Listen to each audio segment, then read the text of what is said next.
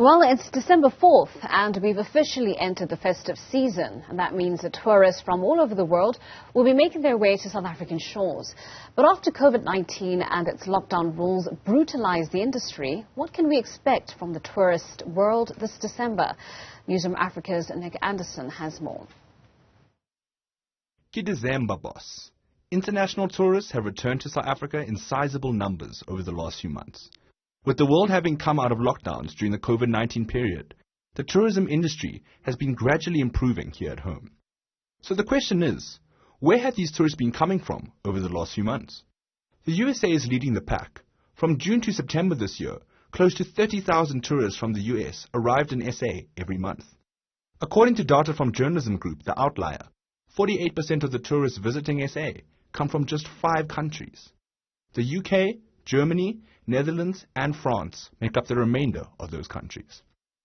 One thing is clear though, if you look at the peaks in 2019, they show that the local tourism sector still has a long way to go to get even close to those levels again. Tourism Business Council South Africa CEO, Chifiwa Chivengwa, explains just how big that gap still is. Well, we are still, far off. From revenue point of view, we are still far off. Because we need to count in the 2 years that we've missed and the fact that, your input cost didn't stop rising.